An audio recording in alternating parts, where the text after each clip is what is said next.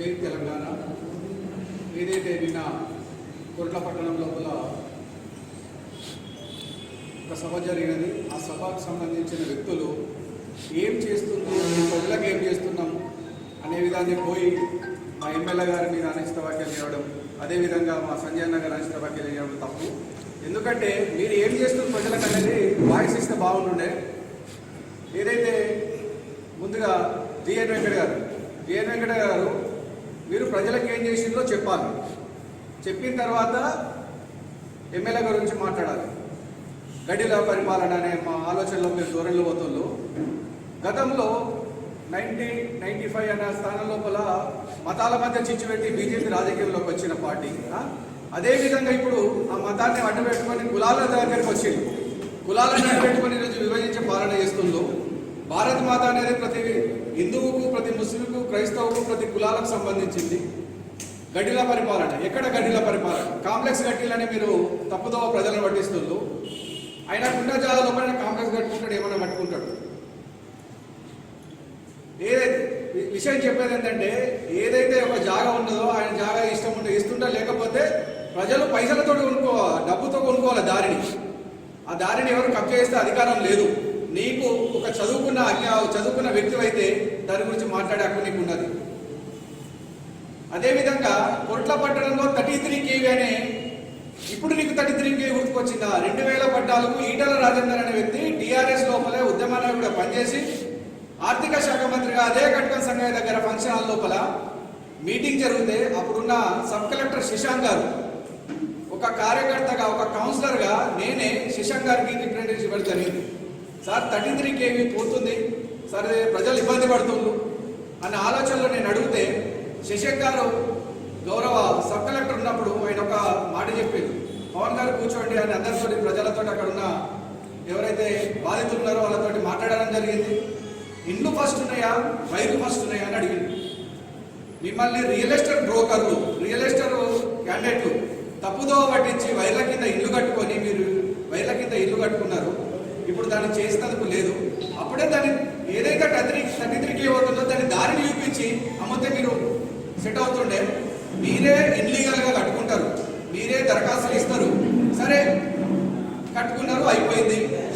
దాన్ని సీజే అధికారము మా గవర్నమెంట్కి ఉన్నది. దాని ప్రతిపాదన మా ఎమ్మెల్యే గారు చేసిండు.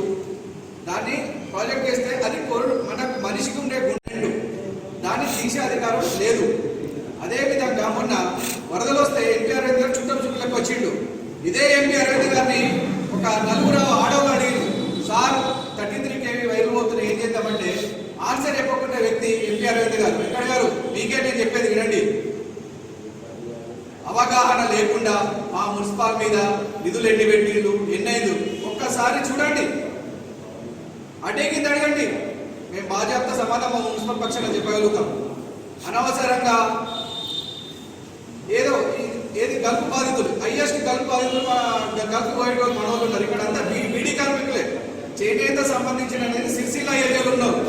ఇక్కడ బీడీ కార్మికుల యొక్క ఉపాధి కోసం వాళ్ళు బీడీ కార్మికులు చేస్తుంటే 2014 తెలంగాణ గవర్నమెంట్ రాకముందు హామీ కేసీఆర్ ప్రతి ఒక్కరికి బీడీ పెన్షన్ ఇచ్చే, మా అక్కలకు చెల్లెళ్లకు బీడీ పెన్షన్ ఇచ్చడం జరుగుతుంది. ఏమున్నా కూడూరు విషయం మాట్లాడుతున్నావు. కూడూరు విషయం అనేది గతంలో జరిగిన విషయం, దాన్ని మళ్ళీ రాజార్థం చేసుడు. ప్రజలకు నువ్వు ఏం చేస్తున్నావు చెప్పక నువ్వు ప్రజలను తప్పుదోవ బట్టి దొరల పరిపాలన. తండ్రి వద్ద కొడుకు కాదు, నాయకుడు అనేటోడు ఉన్నత కుటుంబం నుంచి వస్తాడు, లేని కుటుంబం నుంచి వస్తాడు. సేవ చేసుకునే దృక్పథం నీ దగ్గర ఉంటే నువ్వు చెయ్యు.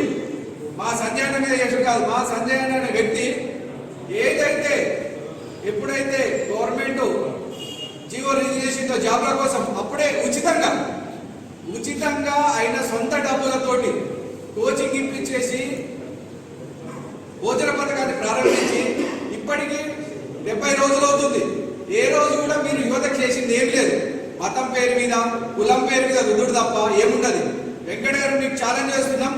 ఈ 33కి ఈవెంట్ మీరు ఛాలెంజ్ చేసింది కదా, మా ఎమ్మెల్యే గారు 15 సంవత్సరాల నుంచి రాజకీయంలో ఉన్నారని చెప్పిలో నేను అదే 33 కింద నేను పిలుస్తాను, మీరు రండి. మీరు ఇట్లా దీనికి ఇచ్చేస్తా అంటే నేను మన పదవికి రాజీనామా చేస్తాను. దీనికి సిద్ధంగా ఉన్నారా? మాట అనేది, ఓటు అనేది ప్రజల మన్ననను పొంది ప్రజలకు మనం ఏం చేస్తున్న ఆలోచనలో ఉండాలి. ఒక మచ్చలేని నాయకుడు సంజయ్ అన్న, ఇక మా ఎంపీ గారు మాట్లాడతారు, 5 రోజులకే పసుపూడి తెస్తా అన్నాడు. అది లేడు, అది మాట్లాడాడు, అది చెప్పాడు. చక్కెర ఫ్యాక్టరీ గురించి మాట్లాడతాడు. అరే సెంట్రల్ గవర్నమెంట్ నీ చేతిలో ఉన్నది. బొంబాయి నువ్వే ఇప్పించే బాధ్యత. సెంట్రల్లో నువ్వు ఉన్నావు కాబట్టి నువ్వు నీ అధికారి నీ వచ్చిన క్యాండిడేట్ కు రిక్వెస్ట్ చేసుకుంటున్నావు. నువ్వు ఇస్తా అని చెప్తావు, కరెక్ట్ అయిన ఆన్సర్ నువ్వు ఇస్తావు, ఆయన రిక్వెస్ట్ చేస్తున్నావు. అదే విధంగా గారు కూడా రిప్రజెంటేటివ్ ఎంపీగా ఉన్నప్పుడు అసలు నువ్వు మా మున్సిపల్ గేమ్ మీద ఇచ్చినావు.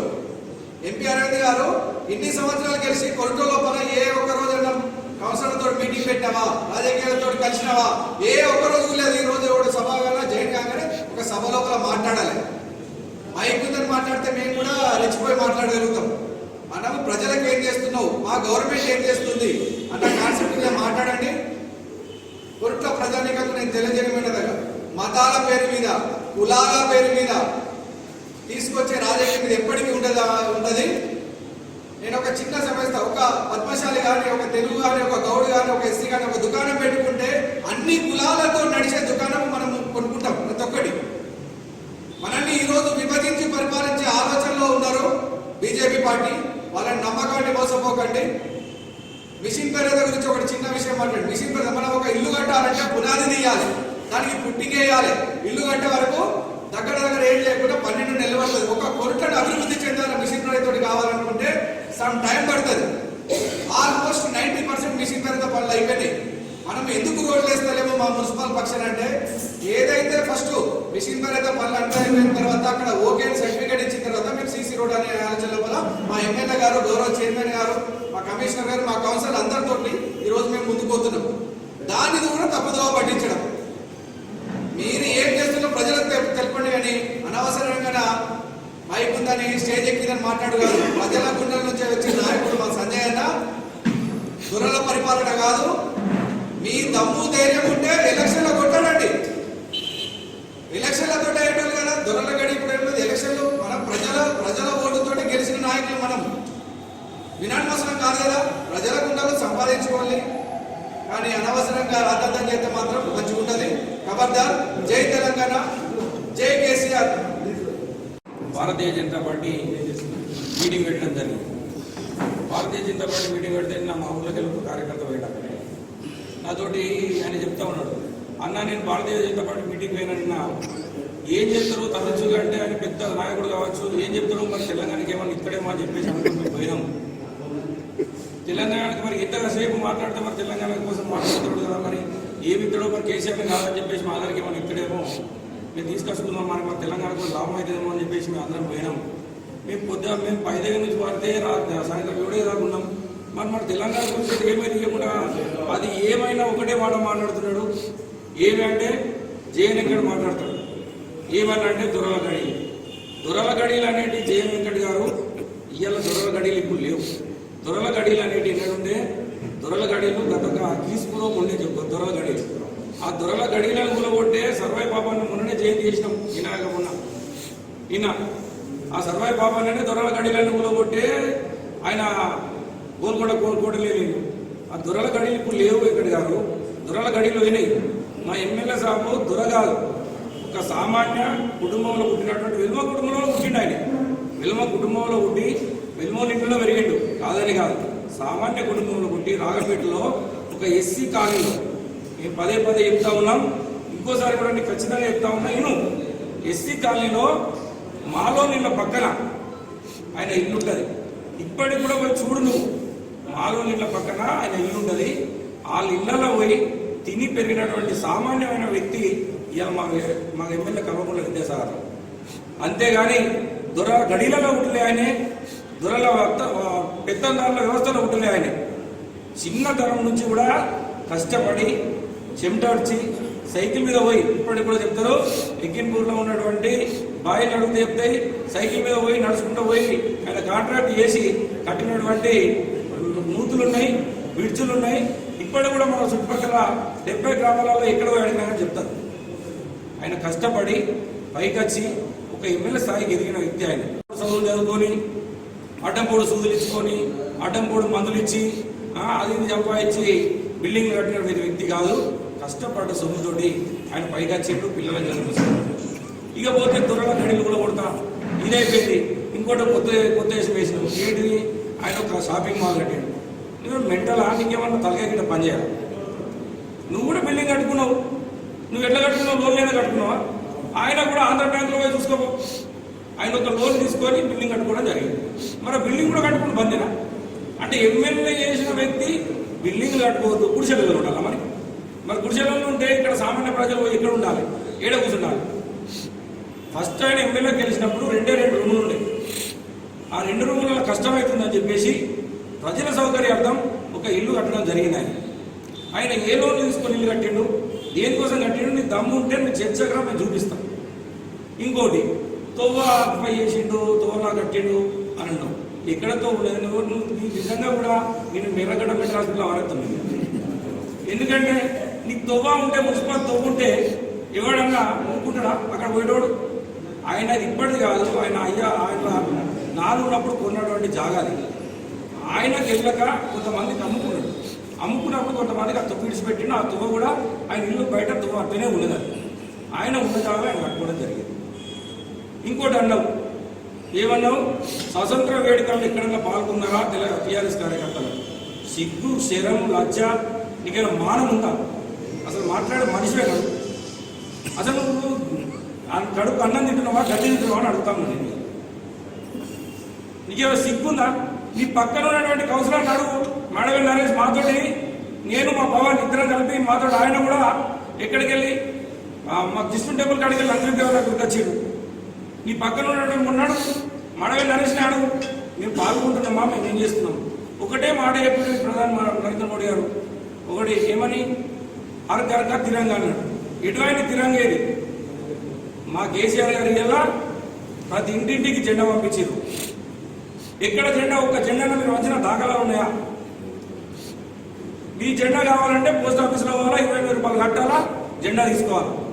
కానీ మా కేసీఆర్ గారు అట్లా కాదు, మా కార్యకర్తల ద్వారా కాదు, ప్రతి డిపార్ట్మెంట్ ద్వారా ప్రతి ఇంటికి ఒక జెండా పోవాలి, ప్రతి ఇంటి మీద జెండా ఎగరాలన్న ఉద్దేశంతో మాకు తెలంగాణ వజ్రోత్సవాలను పెట్టి ప్రతి ఊర్లో కూడా తెలంగాణ వజ్రోత్సవాలు చెప్పడం జరిగింది. మేము మాకు లేదంటున్నాం ఆ దేశభక్తి.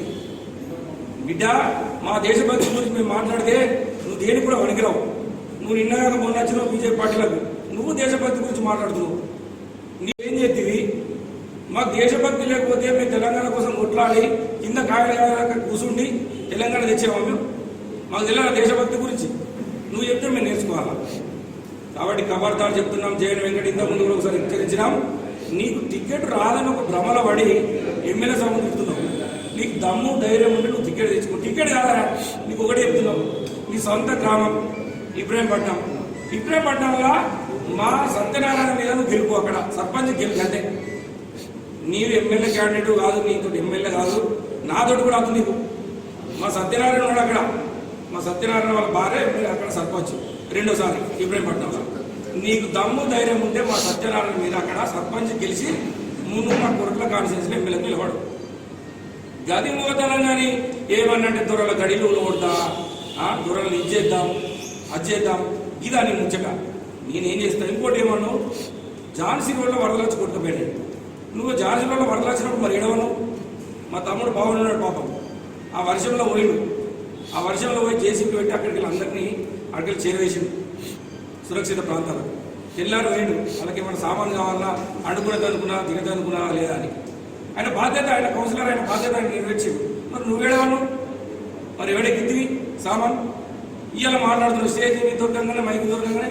మేము నీకంటే ఎక్కువ మాట్లాడగలుగుతాం, కానీ మాకు ఇంగిత జ్ఞానం ఉన్నది, మాకు ఒక విలువ ఉన్నది, మాకు ఒక పద్ధతి ఉన్నది. కాబట్టి మేము మాట్లాడతాం. బిడ్డ ఒక్కటి చెప్తా ఉన్నాం. ఇంకోసారి మా సంజయ్ గురించి మాట్లాడుతున్నాం. మా సంజయ్ కాలి కోటి కూడా సమానం కాదు. రాసి పెట్టుకో, ఇవాళ రాసి పెట్టుకో చెప్తా ఉన్నా. మా సంజయ్ కాలి కోటి కూడా సమానం కాదు. ఆయన ఒక దొర అంటున్నాం. నీవు నీ దొరతనం కింద ఆయన ఎందుకు కూడా అది కాదు. సామాన్య ఒక నాయకుడు లెక్క సామాన్య కార్యకర్త కంటే వినంగా ఉంటాడు ఆయన. ఎక్కడైనా పోతే కుర్చీ అయితే కూడా కూర్చుంటాడు ఆయన. నేను కింద కూర్చుంటా మీతో అంటాడు ఆయన. అట్లా ఒక సామాన్యుడు కూడా పోతే ప్రతి ఒక్కరికి సేవ చేసుకుంటూ పనిచేస్తున్న వ్యక్తి ఇవాళ సంజయ్. ఆయన రాజకీయం కోసం పనిచేస్తాడు. నేను 4 సార్లు మా నాన్న గెలిపించింది ఇక్కడ పబ్లిక్ నా వాళ్ళు. నేను పబ్లిక్ పనిచేయాలని ఒక ఉద్దేశంతో గెలిపిస్తూ ఉన్నాను. ఆయన పనిచేస్తూ ఉన్నాడు. అంతేగాని నాకు ఓట్లు రావాలి, రేపు పొద్దున నేను రాజకీయం కోసం నేను నిలబడాలి అనేది కాదు. ప్రజలు నిర్ణయిస్తాడు. సంజయ్ నిలబడుతున్నాడు, సంజయ్ నిలబడతాడు బరాబరి. గెలుపు ఓటంలో అనేది ప్రజలు నిర్ణయిస్తాడు. నువ్వురా, నీకు దమ్ముంటే దొరలను నువ్వు ఏ దొరల గురించి మాట్లాడుతున్నావా? నీ దొరలు అంటున్నావు. ఈ స్టేజ్ మీద నీకు మైక్ పెట్టి వెంకట్ గారు మాట్లాడతారు అన్న మీ జిల్లా ప్రెసిడెంట్ దొరగాల. నిన్న పార్టీలో చేర్చుకున్నటువంటి సురభి నవీన్ దొరగాల. ఆ నవీన్ వాళ్ళ తండ్రి సురభి కుమార్ దొరగాల. సిహెచ్ విద్యాసాగర్ గురించి మాట్లాడినావు, ఆయన దొరగాల. మరి వీళ్ళందరి దొరలు నీ పార్టీలో పెట్టుకొని వీళ్ళందరి దొరలతో వీళ్ళందరూ పదవులు వేసుకుంటుండగా నువ్వు మా దొర గురించి మా దొరకు ఒక్క 4 పదవులు ఉన్నాయని మాట్లాడతాను. మా దొర 4 పదవులు అనేవి ఆయన ఎవరిని అడుక్కుంటే రాలేవారు. ఆయన కష్టాజీతం కాళీబోర్డు చైర్మన్ అనేది ఇంతకుముందు ప్రధాన కార్యదర్శి ఉండే ఆయన రాజేశ్వరరావు గారు చనిపోగానే వాడికి వచ్చింది. అదొకటి. పోతే టీటీడీ బోర్డు మెంబర్. ఆయన సదాగా భక్తులు కాబట్టి మా సీఎం గారు కలిసి ఏ పదవి ఇస్తున్నామో 4 సార్లు ఎమ్మెల్యే అయ్యాడు. ఒక టీటీడీ బోర్డు ఇస్తాడన్నా అందరికీ దర్శనం చేపిస్తాడన్నా ఒక టీటీడీ బోర్డు ఇవ్వడం జరిగింది. ఈ పదవులన్నా ఆయన 4 పదవులకు పెద్ద పదవులకు కలవడాట. ఇది కాదు జగన్ వెంకట్ మాట్లాడే తరీక కాదు. నేను చెప్తా ఉన్నాం, ఇంతకుముందు కూడా హెచ్చరించినాం. దయచేసి చెప్తా ఉన్నాం, ఒకటే మాట చెప్తా ఉన్నాం, నీకు హెచ్చరిస్తా ఉన్నాం. ఇంకోసారి ఇట్లాంటి పిచ్చి మాట మాట్లాడితే నిన్ను ఎక్కడికక్కడ మా కార్యకర్తలు అడ్డుకొని ఊళ్ళలో తిరగని పరిస్థితి ఏర్పడుతుంది. కాబట్టి దయచేసి చెప్తా ఉన్నాం, ఇంకోసారి ఎప్పుడు మాట్లాడినా ఈ దొరల గురించి మాట్లాడితే 1 ఏళ్ళు ముంగడ చూపిస్తే 4 ఏళ్ళు ఎందుకు చూపిస్తాయి. దాన్ని మర్చిపోయి మాట్లాడుతూ ఉన్నాం. కాబట్టి అది మర్చిపోకు. దాన్ని ఏదైనా దాన్ని గుర్తుపెట్టుకొని మాట్లాడేది తెలియజేస్తా ఉన్నాం. ఇకపోతే ధర్మపురి ఎంపీ ధర్మపురి అరవింద్ గారు మాట్లాడుతూ ఉన్నాం రైతుల గురించి. అబ్బాయి నీ ప్రేమ సలహా నువ్వు రైతుల గురించి మాట్లాడుతూ ఉన్నావు. నువ్వు గెలిచిన తర్వాత 5 రోజులలో పసుపోటు తెస్తాను. నువ్వు పసుపోటు అడ్డువేది. ఇప్పుడు ఏమైనా చక్కెర ఫ్యాక్టరీ తెరిపించకపోతే నా సొంత డబ్బులు పెట్టాను సరే చక్కెర ఫ్యాక్టరీ తెరిపిస్తాను. సరే మా సాగు చక్కెర ఫ్యాక్టరీ తెరిపిస్తలేడు మా సీఎం గారు. నీ మోదానం ఏది? మరి నువ్వేం తెరిపిస్తలేవు చక్కెర ఫ్యాక్టరీ? నువ్వు రైతుల గురించి మాట్లాడుతూ ఉన్నావు. ఎంతమంది రైతులు ఇలా ఢిల్లీలో ధర్నాలు చేస్తూ ఉంటే ఎంతమంది రైతులను కుట్ర పెట్టుకున్న గవర్నమెంట్ బీజేపీ గవర్నమెంట్. మొన్నటికి మొన్న ఉత్తరప్రదేశ్లో రైతులను తొక్కించుకొని పోయినటువంటి గవర్నమెంట్ మీ గవర్నమెంట్ కాదా నేను అడుగుతా ఉన్నాను. ఇవాళ 75 సంవత్సరాల స్వాతంత్రంలో మేము పాలించబట్టి 8 సంవత్సరాలు అయితే ఉన్నాయి. కానీ ఈ మిగతా సంవత్సరాలన్నీ వేరే గవర్నమెంట్ పాలించిన అయినా కూడా ఎవరు చేయనంత రైతులకు ఎవరు చేయనంత మేలు ఎలా కేసీఆర్ గారు చేసిందని ప్రతి రైతులు ఏ రాత్రి పోయి అడిగినా చెప్తారు. అది నగ్న సత్యం. నీవు ఇప్పుడు దాదాపు 29 రాష్ట్రాలలో సగం కంటే ఎక్కువ రాష్ట్రాలు ఈ బీజేపీ పాలిత రాష్ట్రాలు ఉన్నాయి. ఏ రాష్ట్రంలో కన్నా పోదాంపా రైతులకు ఏం చేస్తున్నది నీ గవర్నమెంట్ మా గవర్నమెంట్ ఏం చేస్తున్నది అని చెప్పి అడుగుదాం. అది కానీ ఇక్కడికి వచ్చి మైక్ దొరికింది కదా ఏది షుగర్ ఫ్యాక్టరీ తెరిపిస్తాను మరి పసుపోటు గురించి మాట్లాడే షుగర్ ఫ్యాక్టరీ గురించే మాట్లాడతాను. ఇవి పోతే మా శుక్రవాళ్ళ గురించి మాట్లాడే పాపం మా వీఆర్ఏల గురించి దారి పొడుగునా నేను రమ్మన్నారో పిలిచిండ్రు వాళ్ళకు ఉద్యోగాలు వచ్చాక నేను పెట్టాను. నువ్వు కూడా మా కేసీఆర్ చెప్పారు వాళ్ళకి రెగ్యులర్ సీలు ఇస్తా అని రెగ్యులర్ ఉద్యోగాలు ఇస్తా అని. కాకపోతే కొద్దిగా కరోనా సమయంలో వెసులుబాటు లేక కొద్దిగా టైం పడతా ఉన్నది. వాళ్ళకు కూడా పోస్టింగ్ ఇస్తూ ఉన్నారు. ఇకపోతే ఇంకోటి మాట్లాడినావు ఏమన్నావు దుబాయ్లో ఉన్నటువంటి గల్ఫ్ సోదరులు అందరూ ఎన్ఆర్ఐ పాలసీ గురించి. ఎన్ఆర్ఐ పాలసీ గురించి మాట్లాడి మూర్ఖుడు నువ్వు ఒక మూర్ఖుడు అంటే మూర్ఖుడు అని అర్థమైపోయింది. ఎన్ఆర్ఐ పాలసీ కేంద్రం తీసుకురాని నువ్వు కేంద్ర గవర్నమెంట్లో ఉన్నావు. కేంద్రం తీసుకెళ్తే మేము అధికారంలో ఉన్నాం. మేము అందరూ కూడా స్వాగతిస్తాం కేంద్ర గవర్నమెంట్ తీసుకొస్తే.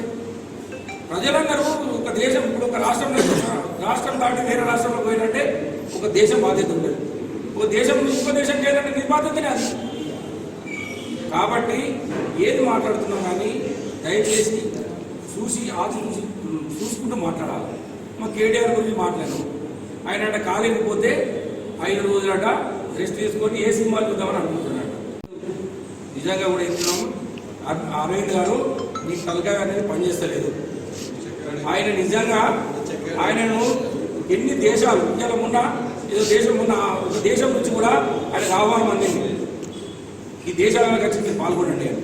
ఎన్ని దేశాల వాళ్ళు అసలు ఆయనను ప్రశంసిస్తూ మీ అవసరం దేశానికి ఉన్నది. మీ దేశం మన దేశంలో ఉన్నటువంటి బీజేపీ గవర్నమెంట్లోనే ఎంతోమంది మినిస్టర్లు మీ అవసరం దేశానికి ఉన్నదని చెప్పేసి ఆయన కొనియాడుతూ ఉన్నారు. నువ్వు వచ్చి ఇక్కడ కేటీఆర్ తిట్టడం, మా ఎమ్మెల్యే గారు తిట్టడం, మా కవితక్క గారు తిట్టడం, నీకు దమ్ము ధైర్యం ఉంటే మళ్ళీ ఒకసారి ఎంపీకి పోటీ చేసి ఇదే కాన్స్టిట్యూన్సీలో గెలువు. గదికి తెలియదు 3.5 సంవత్సరాలు గడుస్తూ ఉన్నది.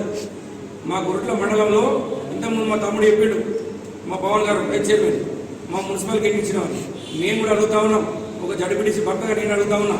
15 గ్రామాలలో ఒక్క కనీసం 2 గ్రామాలకు 8 లక్షల రూపాయలు ఇచ్చినాం 3.5 సంవత్సరాలు.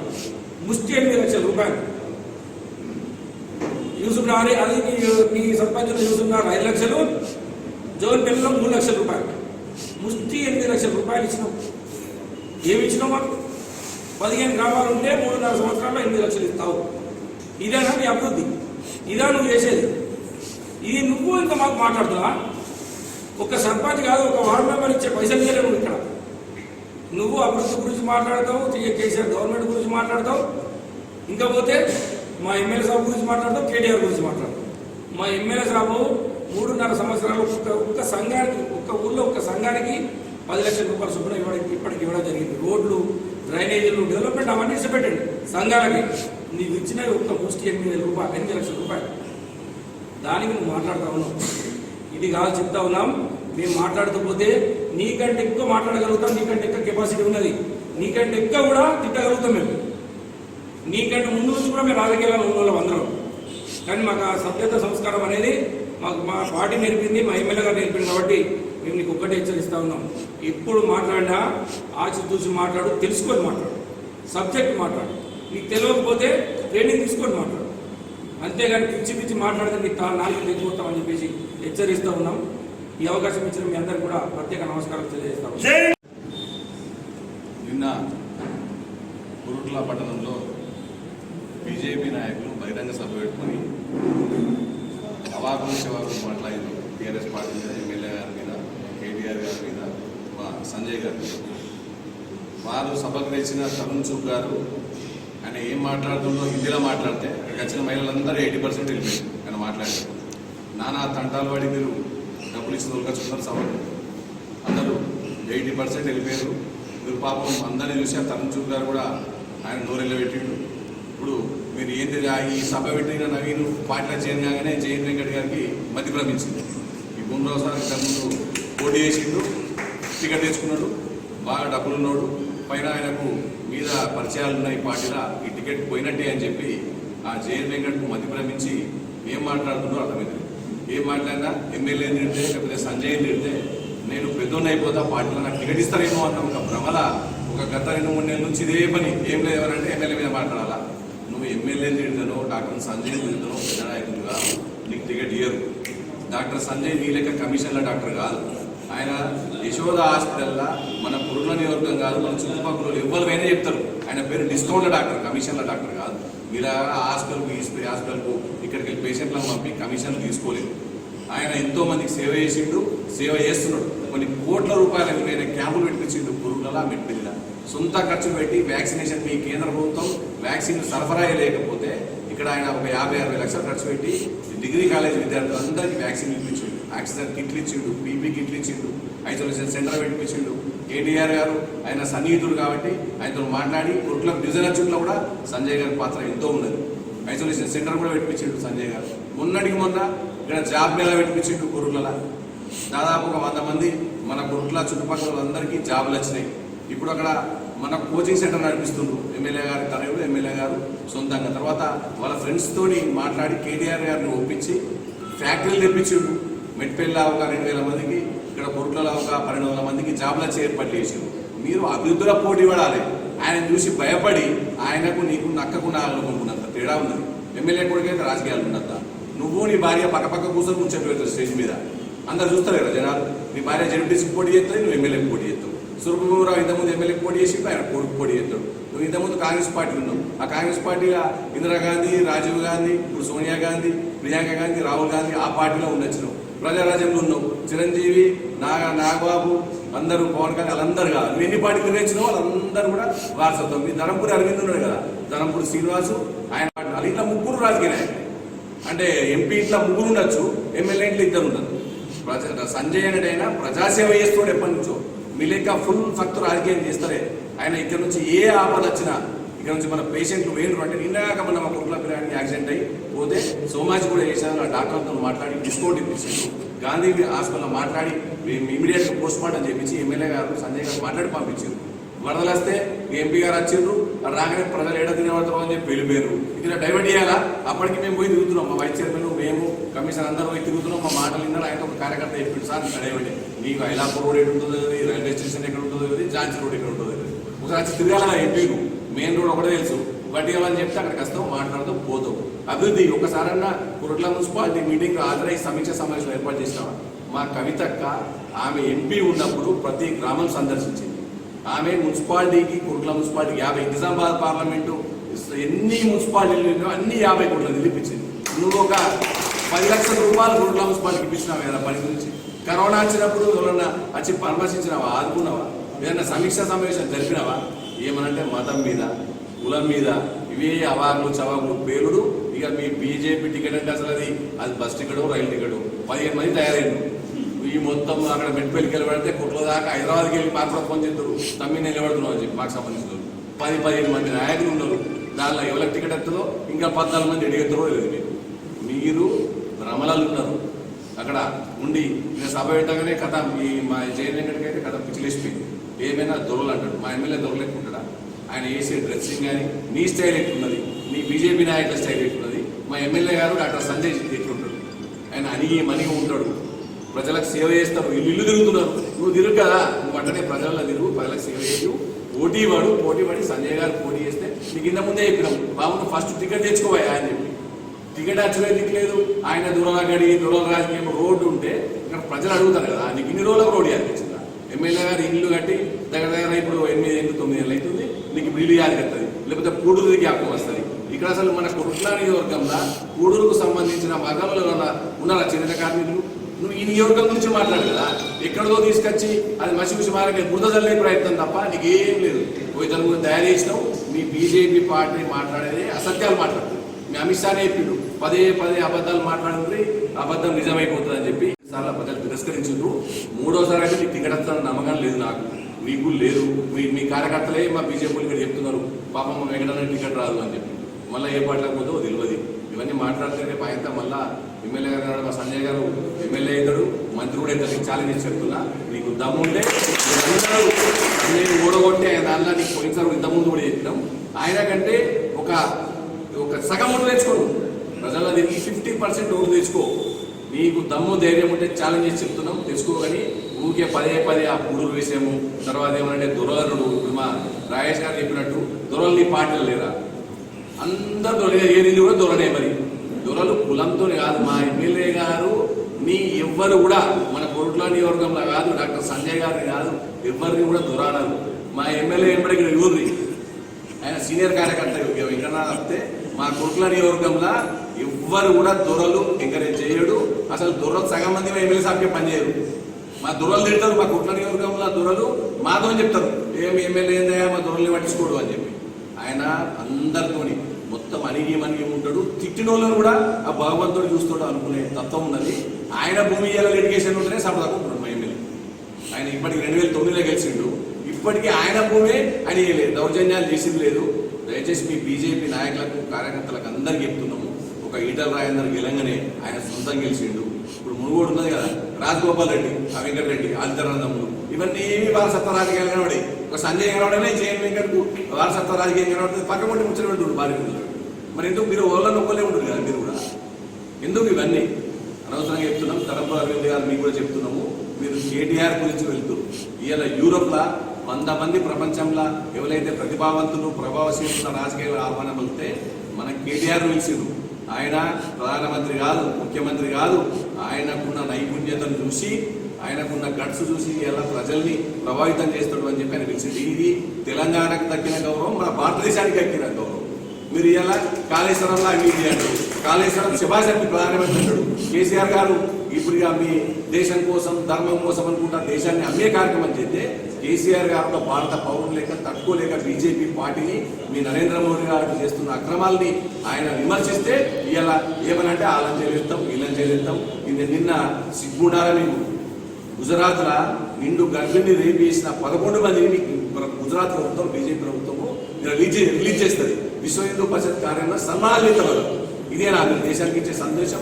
దాని గురించి మాట్లాడు ఫస్ట్ ఖండించు. నువ్వు ఇక్కడ మీ జైత్యాలయంలో కార్యకర్త ఏంటంటే పాపం కొట్టిరాను వాట్సాప్లో, ఎందుకు కొట్టిరో తెలియదు. ఫస్ట్ మీ పార్టీని ఇంటి పార్టీని చక్క పెట్టుకొని ఎలక్షన్ల కానీ ఇంకా ఏడాది ఉంది. మా సంజయ్ గారు ఎలక్షన్ల కోసం పనిచేయలే, ఆయన చేసిన పని చేయలే, 0.1% పనిచేయలేవు. ఆయన దానిలో సొంత పైసలు లక్షల రూపాయలు స్కూల్ కట్టించిండు. అలా మా అమ్మ వాళ్ళు ఇక్కడ చెల్మిడ ట్రస్ట్ నుంచి మా అర్బన్ కాలనీ కట్టించిండ్రు, మన బయటలో కట్టించిండ్రు, మా ఎమ్మెల్యే గారు టెంపుల్స్ కట్టించారు. ఇలా ఎమ్మెల్యే గారు టీటీడీ బోర్డు మెంబర్ అయితే కొరుట్ల నియోజకవర్గంలో ఉన్న ప్రజలందరూ విఐపీ దర్శనం చేసుకొని సంతోషపడుతున్నారు. ఇలా తిరుపతికి మా క్యూ, తిరుపతి నాకు కానీ మా నాయకులకు కానీ ఎమ్మెల్యే గారి ఆఫీస్ దగ్గర తిరుపతి కూడా ప్రజలందరూ మన కుటుంబ ప్రజలు నియోజక ప్రజలు ఎంతో సంతోషపడుతున్నారు. ఎమ్మెల్యే గారికి 10 వస్తే నీకు అది కూడా కూలే ఉంది. నువ్వు కూడా పోదా ఒకసారి ఎమ్మెల్యే గారి దగ్గర పోయి నీకు విఐపీ టికెట్ ఇప్పిస్తాము, మంచిగా దర్శనం చేపిస్తాం, ఆ తిరుపతి దేవుని మొక్కు, నీకు ఆ దేవుడు నీ బుద్ధి మారుస్తాడు. మార్చి కొంచెం నీకు జ్ఞానం అన్నా తెలివన్నా వస్తుంది. మీ బీజేపీ నాయకులకు మీరందరూ అవాకులు చెవాకులు పేలుడు బంద్ చేసి రాజకీయంగా మీకు అది ఉంటే అభివృద్ధిలో పోటీ పడి ఉండి మీ ఎంపీ దొరకొచ్చి ఏడగొట్టకపోయిందో పైసలు కొనచ్చిండు ఈ డైవర్ట్ చేయాలని చెప్పిండు. ₹1 దిక్కులేదు ఇప్పి కదా, 5 కోట్లు ఇప్పి. మా తమ్ముడు టీ శేఖర్ తోడు చెప్పినాం, తమ్ముడు వడ్డీ ఒకరికన్నా ఎంపీ అవుతున్నాడు అంటే చెప్పినాం, నువ్వు పైసలు ఇప్పి 2 కోట్లు ఇప్పితే సంతోషపడతాం మేము కూడా. మా కవిత కాపాడలా మొత్తం నీళ్లు మొత్తం బోరింగ్లో వెళ్ళిపోయినాయి, వాటర్ అయిపోయినాయి అంటే ఇమీడియట్గా మేము చెప్పగానే 36 లక్షల రూపాయలు ఇచ్చి పాలమాక చెల్లకి పైప్ లైన్ వేయించింది. పైప్ లైన్ వేపిస్తే ఒక 4.5 రోజులు కొరుట్ల పట్టణ ప్రజల దారి తీర్చింది. కవితక్క దానిలో నువ్వు ఏదో అప్పుడు గాలిలా మతం పేరు మీద ఓట్లు వేయించున్నావు. కానీ ధనంపుర అరవింద్ గారు ఇప్పుడు గెలువు నువ్వు గిట్ట గెలిస్తే ఇక్కడ ఉన్న రాజకీయ నాయకులందరూ రాజకీయ సందేశం తీసుకుంటాం. కవితక్క చేతిలో ఓటమి పోయి జయ వెంకట్ అయితే టికెట్ అయితే రాదు. మళ్ళీ చెప్తున్నాను, నేను ఉంటే పైన పేరు చేసుకో, టికెట్ తెచ్చుకో, ప్రయత్నం చేసుకో. టికెట్ తెచ్చుకున్నా నీకు డిపాజిట్ రాదు. కాబట్టి మరొకసారి చెప్తున్నాం, మీరందరూ నోరు అదుపులో పెట్టుకొని అభివృద్ధిలో పోటీ పడి ఉంది అని చెప్పి తెలియజేసుకుంటూ జై తెలంగాణ.